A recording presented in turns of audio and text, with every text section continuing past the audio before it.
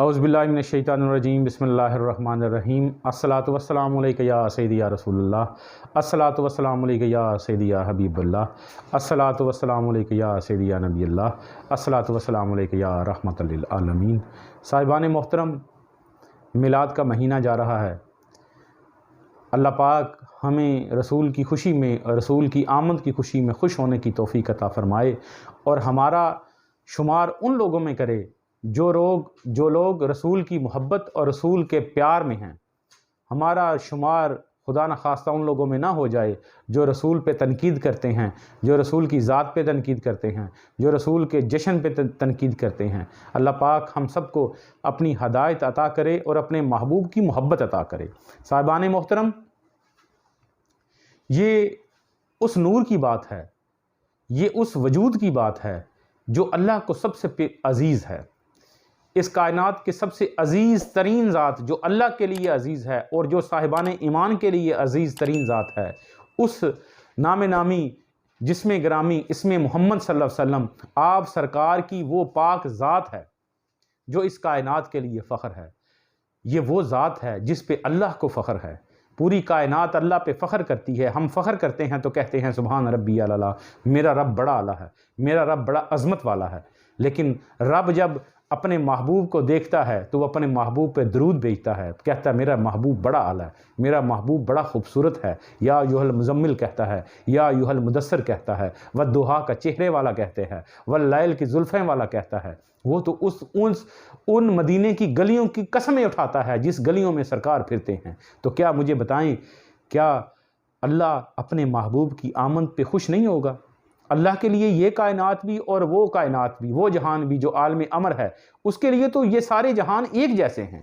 اللہ جب اپنے محبوب کی آمد پہ، اپنے محبوب کی تخلیق پہ خوش ہوتا ہے، تو جب اس جہان میں ہمارے لیے سرکار تشریف لاتے ہیں تو کیا ہمیں خوش نہیں ہونا چاہیے؟ اللہ نے پوری کائنات میں انسانوں کو خلق کیا، کلمہ دیا، ایمان دیا، سب کچھ دیا اور احسان نہیں کیا۔ لیکن صاحبان ایمان کو مخاطب کر کے کہا، اے صاحبان ایمان، میں نے تم پہ احسان کیا کہ تم میں اپنا محبوب بھیجا۔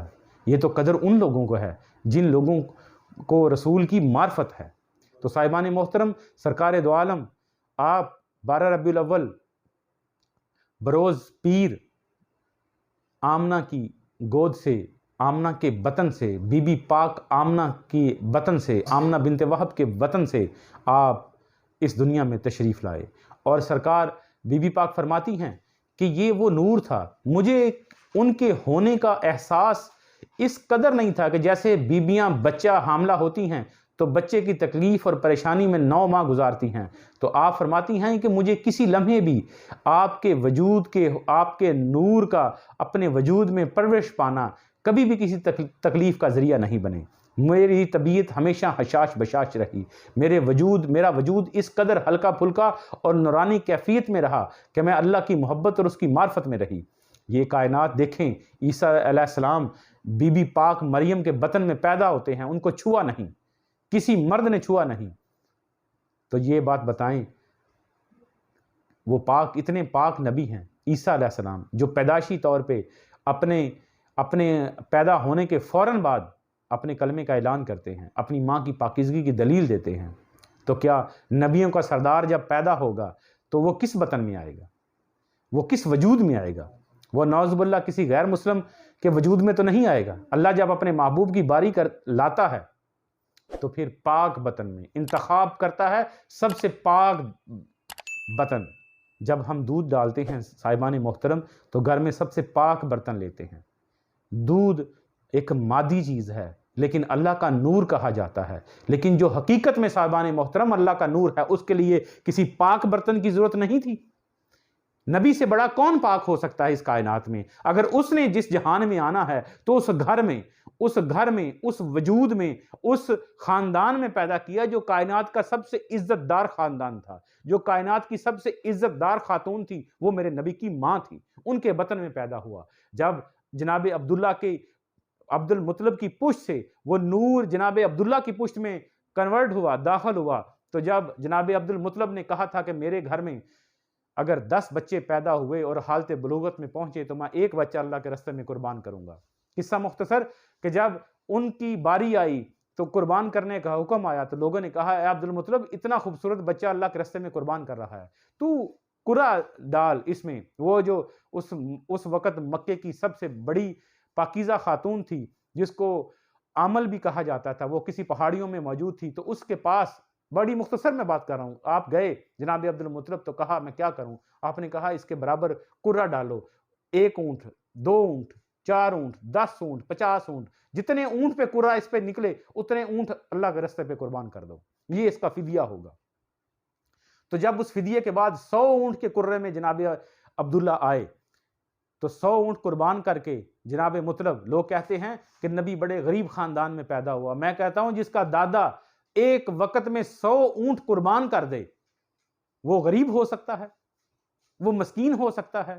یہ تو وہ حالت فقر تھی، کعبے کے متولی تھے، لوگوں نے اس کو عجیب ہی اپنی حالت میں دیکھا تھا۔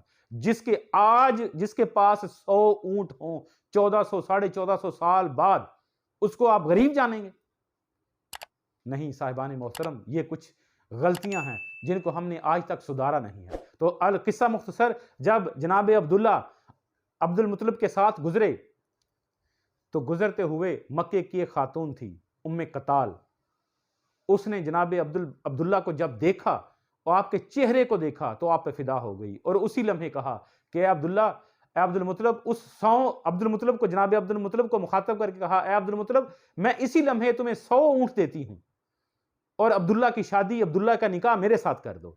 تو جناب عبد المطلب نے انکار کیا، اور کچھ عرصے کے بعد جب آپ کی شادی جناب آمنہ سے ہوئی، اور اس کے بعد جب آپ گزر رہے تھے جناب عبداللہ، تو ام قتال ملی، تو آپ کو دیکھ کے، آپ کے چہرے کو دیکھ کے کہتی ہے عبداللہ، جس نور کی خاطر میں نے تم سے شادی کی بات کی تھی وہ نور آج تمہارے چہرے پہ نہیں ہے، وہ نور آج تمہارے چہرے پہ روشن نہیں ہے۔ میں نے اس نور کی خاطر تم سے کہا تھا، اس جلوے کی خاطر کہا تھا، اس خوبصورتی کی خاطر کہا تھا کہ مجھ سے شادی کر لو، لیکن وہ آمنہ کے حصے میں آیا۔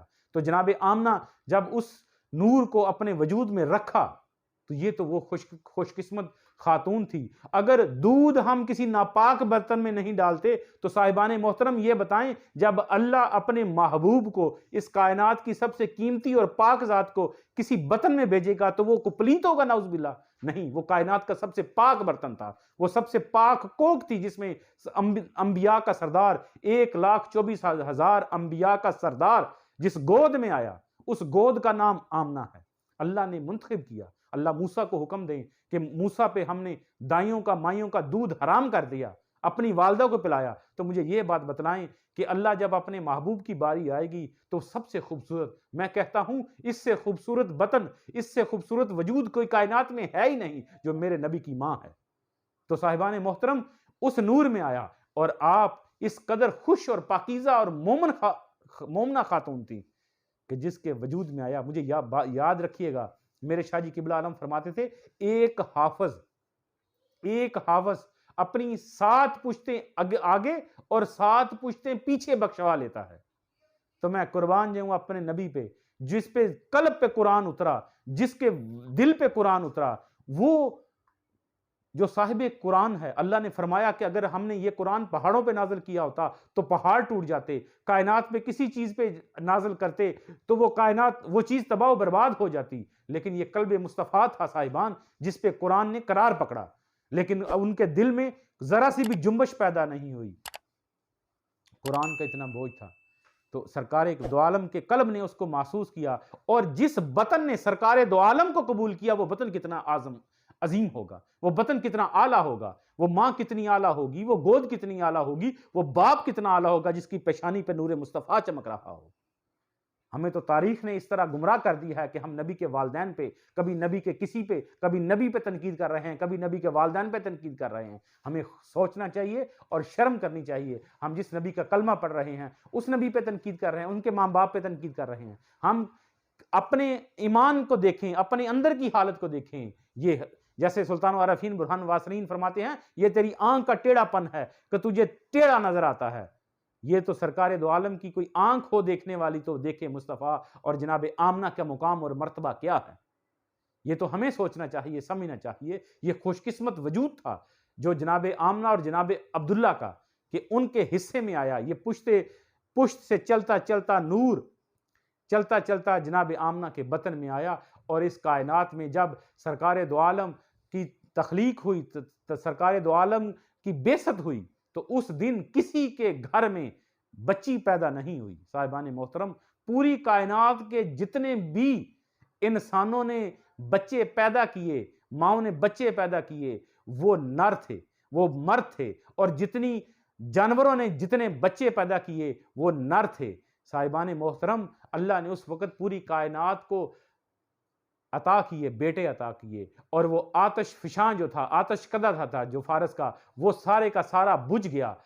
یہ میرے محبوب اس کائنات کے لیے رحمت بن کے آئے، اور ہمارے جیسے لوگوں کے لیے رحمت تھے، ان کو اپنی رحمت کی ضرورت نہیں تھی۔ صاحبان محترم، یہ محبت اور پیار کی بات ہے کہ اگر رسول سے عشق ہوگا، رسول سے محبت ہوگی، رسول سے پیار ہوگا، تو ہمارے دلوں میں ایمان قرار پائے گا، ہمارے وجودوں میں۔ یاد رکھیے گا، رسول کی محبت، جب رسول پاک ہے، رسول کی ذات پاک ہے، تو پھر رسول کی محبت بھی پاک قلوب میں آئے گی، پاک وجودوں میں آئے گی۔ وہ کسی نفسانی اور کسی گندے وجود میں رسول کی محبت نہیں آئے گی۔ تو پھر وہ رسول کو جس اینگل سے دیکھے گا، محبوبہ اتے نکتہ چینی کرن تو جڑا باز نہیں آندا، اصل منافق جانی اسنو جھوٹے پیار جتاندا، آزم جتھے دل لگ جاوے اوتھے عیب نظر نہیں آندا۔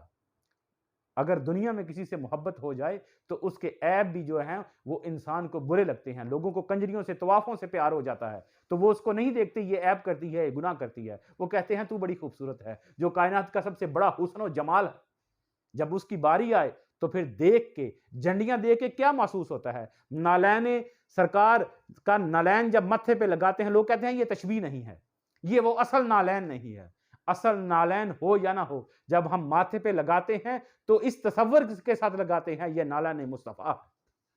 تو صاحبان محترم، ہم نالین مصطفیٰ کو دیکھ کے، جھنڈیوں کو دیکھ کے، لائٹوں کو دیکھ کے، ہر طرف دیکھ کے ہمیں خوش ہونا چاہیے۔ یہ ایمان کی نشانی ہے صاحبان محترم، یاد رکھیے گا۔ جب ہم جھنڈیوں کو دیکھ کے، لائٹوں کو دیکھ کے اگر خوش ہوں گے تو ہمارے دلوں میں ایمان موجود ہے۔